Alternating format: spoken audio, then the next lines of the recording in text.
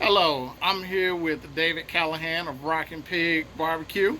So, today, David, basically what we're doing is going around and I'm compiling a video for barbecue teams. Any kind of team that's interested in getting into barbecue. Okay. You know, a lot of times it's overwhelming for first time teams trying to get into it. There's a lot of things when you come out here that you learn that you need that you didn't Right. really prepare for when you first got into this, and you get out here and you learn. Sure. So what I'm doing is going around asking a lot of the teams today if you could share one piece of information about getting started in barbecue. What would you do, or what is that one thing you wish somebody would have told you when you first got into barbecue? I would say really kind of two or three things actually. First thing is I would say learn everything you can because there's a lot of great people and they love to share because everybody that you do this with loves barbecue. Second thing is I would say don't take yourself too seriously because it's not a one-time thing. You really have to invest your heart and your money and everything else in it. But most importantly, just have a good time because you're doing it because it's fun. People that love barbecue love barbecue. People love to cook barbecue love barbecue because they love to cook it. So I would say have a good time. You know, learn everything you can. That's kind of what I would say. All right. Well, thank you for your time, sir. Thank you. Today we're here with Cary Chasteen from Hold Your Horses Barbecue. Cary, basically what I'm doing is going around comprising a little bit of video for first-time cooks, anybody that wants to get into barbecue, and I'm going around asking teams like yourself, if it's one piece of information that you could give to a first-time team, what would it be? Well, the reason we all get into it is because it's fun. If it gets to where it's not fun, there's no need in coming. Don't get caught up in the results of your cook. If you're happy with the product you turned in, don't worry about the results, because then you get sidelined and you get to fussing about judging and you get to fussing about everything else. Just concentrate on your cook and have fun and enjoy the fellowship of the great people that are in the barbecue community. All right, so what's your second tip? The biggest thing I will say when you're starting out after you cook one or two contests and get a feel and decide if you like that and want to pursue it is go take a class. You're going to shorten your learning curve by a year and a half or 2 years if you go cook 10 or 12 contests to try to figure out stuff that you can learn in a class in one weekend. It's $500 for a class. You learn processes that are repeatable. You learn techniques that you may never pick up on your own. It's just stuff that shortens the learning curve dramatically for less than it costs you to go cook one weekend. That's one of the biggest keys to my success early on with no more than I've cooked. All right. Well, thank you for all your knowledge and thank you for your time. All right. All right. Today I am here with Jim and Cindy Lloyd from Swine and Shine Barbecue. So, how y'all doing today? We are doing Great. awesome. Good. Very good. So, I'm going around on video and teams and I'm trying to collect some information for first time starting teams. Okay. You know, like what bit of information that you wish somebody would have shared with you when you first got into barbecue, or a tip that you think is really important that you wish somebody would have shared when you first got into this? What do you think? I think you need to take a class, remember who it is. We did, and didn't necessarily help us right out of the chute. But and I think we weren't last on our first competition. We were next to last. We were second to last. So what you cook in your backyard is not quite what you cook here. It's different. And go to some classes, and you'll eventually keep practicing, keep doing better. Talk to people around here, like lots of people talk That's around here. that's what I was going to say, is that I wish we had heard it, but I didn't believe how helpful everyone is, and that it's a barbecue community and family. And you come to a contest and you're missing something, ask your neighbors. Don't understand something, have questions, ask your neighbors. Need extra hose, ask your neighbors.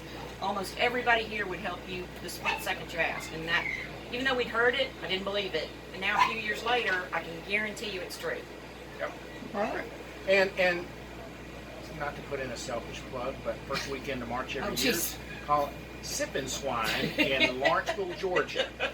Feel free to attend that, and we have about 100 teams. We have 70-something pro team and about 25, 30 backyard teams. It's a great event, so See you there. See you there. It was a good event. I attended, and y'all do put on a really good event. So thank you for the plug, and thanks for promoting barbecue. All right. See y'all later. All right. So we're here today with Jeff Campbell from BBQ. So Jeff, if there was any information that you would like to share with a first-time team or a team just starting out in barbecue and want to compete, what would that tip be or information you feel is very important getting into this? I think if you want to become a competition cook, it's very helpful to take a class. A lot of these teams are putting on classes out here, or just go down and sit and talk to a competition cook, pick up some tips, and try to incorporate that into your recipe. If you go to any of these competition classes, don't try to copy the recipe exactly like that person does. It's not going to work.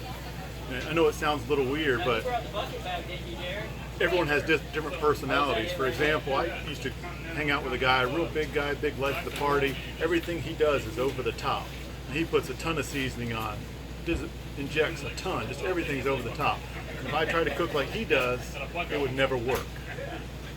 And I do everything moderately. That's kind of my personality, and it works for me. So I would take bits and pieces of information from teams that you collect and incorporate it and create your own recipe.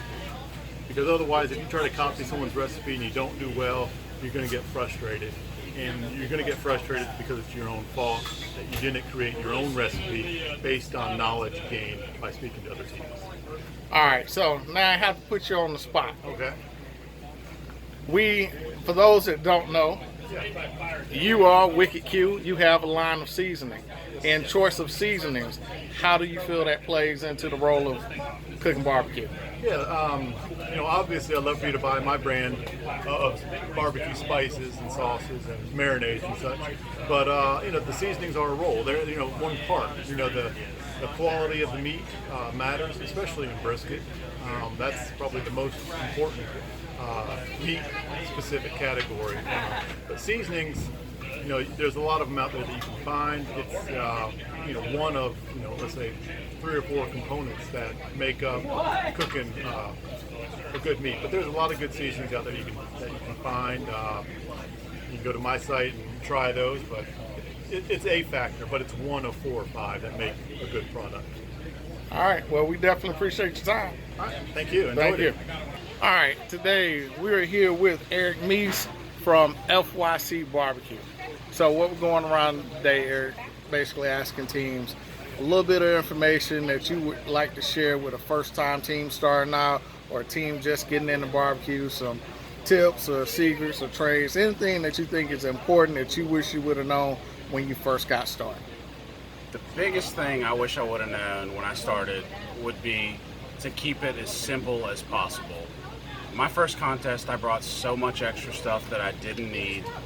And the most important thing I would say that makes life way easier at the contest is to pre-trim all your meats, all your rubs, everything, your sauces, have those all in bottles, measured out, whatever you need, so you're not bringing a ton of excess to the contest. Pre-trimming meats will save you hours at your first contest, at any contest, but definitely at your first contest. You'll be stressing about everything, but if all that meat's trimmed, all you gotta do is inject and go. All right. Well, thank you for your time, sir. Thank you. All right. So I am here with Bryan Higgins and Dale Broom from Baldy's Butts. And thank y'all for your time today, fellas. Basically, what I'm doing is going around and wait for that car to pass. I'm basically going around asking teams, hey, if you had one piece of information to share with a new team or a team that's just getting started in barbecue, something that will help them along the way and make them a better team, what would your advice be to them? Our advice for new teams starting out or existing teams just wanting to move up is to take a professional barbecue class. Get notes from them, learn how to prep the meat, learn how the temperatures work, learn how to make the boxes. Generally, what we found out is when you come bring in here your own stuff that you make yourself, you're inconsistent, and inconsistency is not going to win anything. So our advice is to take a professional barbecue class. All right.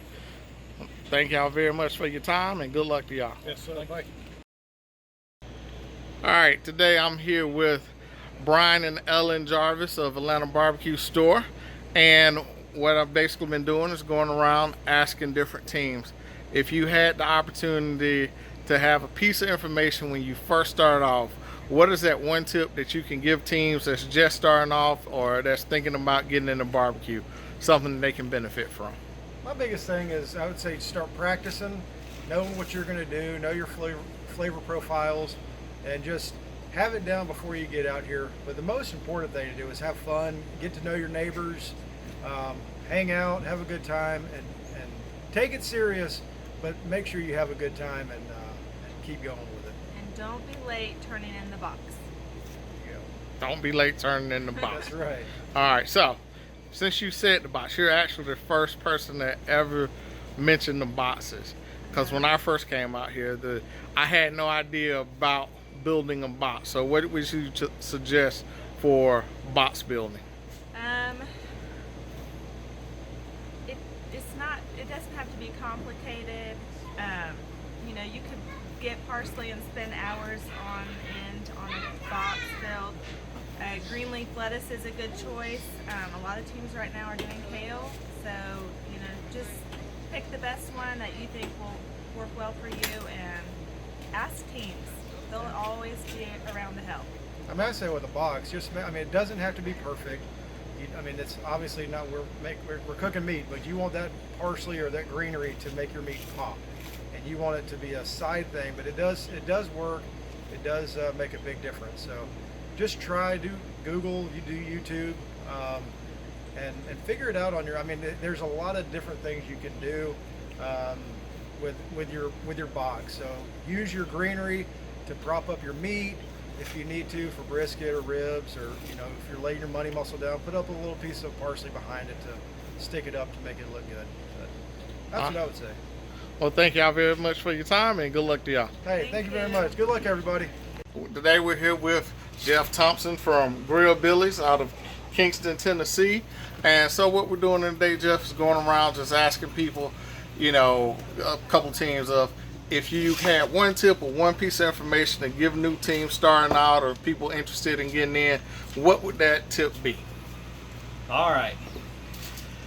No real tricks. I have what I did, and I wouldn't do it any other way, so I'll give you that experience. And that was about 25 years ago. I stopped at a barbecue contest in Knoxville, and an old fella told me, he says, if you're going to cook, you want to get out there and do it. He showed me how to trim ribs even, but he said, if you're going to cook, why don't you take a judging class first? So my wife and I put that all off for many years, and I think in about 2011 we took our class and learned to be judges. And remember, I started taking the judging class just so I could do the competition. Well, after about 3 years, I said, let's do this, pull the trigger. So I started getting I knew what to turn in then, I just wasn't sure how to cook it. So I signed up for a class before I ever cooked a comp. And I was a little lost in the class. The guy assumes in there that teaching the class that you already know how to trim meats and all that. I'm going, not really. But I did learn, and it was like my first year I cooked 7 contests, judged 18. We got our masters that same year. But I cooked 7 contests, had a call in every contest, reserve grand in our 5th contest. And I thought barbecuing's easy. Second year showed me that it wasn't easy. It was actually tough. I couldn't find that easy button anywhere anymore. But you go through I'll call it my sophomore slump. But if you can and figure out a way to do it, if you go take a judging class, it won't teach you how to cook, but you learn what people are sort of preparing for turning in. And if you judge about 5 or 6 contests, you will figure out a little bit what flavors are looking like, and there's a consistency across that. So that's my advice. If you can do it, I won't say the way I did it, great, but it did help to get the judging and take a class. It made it a lot easier. The learning curve was a lot quicker. All right. Well, thank you very much for your time, Jeff. Good luck to you today. All right. Thanks, Cliff. All right. So today we're here with Tina Cannon from the Pit Crew out of Noonan, Georgia. Yeah, that's right. Y'all moved from Peachtree Cities. My bad. So Tina, what I've been doing is going around asking everybody basically for people that's interested in getting a barbecue or first teams that's trying to do their first competition. Been trying to go around and talk to other teams and see one piece of information that you wish somebody would have shared with you, or anybody that's getting into it, a good tip for them to start off. So, you have anything you'd like to share with us? Yeah. I know a lot of people probably said if it's not fun, don't do it. But it's like a boat. The best kind of boat to have is a friend with a boat. If you can find someone that already is participating in this hobby and go and cook with them, you know, do their dishes, whatever they'll let you do, that's free information right there. You can see if you like it, you can see if you enjoy it, you can see if you can afford it, or you can just hang out, because it's a great group of people, and most cooks will share information with you. I'm one of those that share a lot of information, don't charge you for a school. A lot of people say go to school. Why not just have a friend that does it? You can look me up, and I love for people to come cook with me. I have a lot of judges that have cooked with me to get their masters, and I've had a lot of local yokels that came and cooked with me, and guess what? Now they've joined the hobby. So that's probably my best tip. Have a friend that likes to compete and go with them a few times. And she means that, because when I first met her, she invited me the very next time to come cook with her, and I learned a lot. So, thank you for your friendship over the years, ma'am. Thank you for everything you taught me, and thank you for your time. All right, y'all look me up and come cook with me. I love people do my dishes. All right. Hey, today we are here with Matt Goodman from Potts BBQ. So, Matt, what we're going around today is basically asking everybody if you had one tip or one piece of information when you first started that you wish somebody would have shared with you. We're basically trying to get some tips and guidance for new teams or people thinking about getting into it. What would that piece of information be from you? Whew, that's a lot. Keep it simple, and you don't have to buy everything. One of the greatest things to truly get started is take a class with somebody that's cooking on something that you're going to be cooking with, whether it be a Deep South or Southern Q or Jambo or what have you, and that's going to help your learning curve greatly. And then just remember, good Q loses every day of the week out here. It's got to be exceptional one-bite barbecue. But the biggest thing is, I think, keep it simple and take a class. All right, so that has been like the #1 lesson that everybody has said.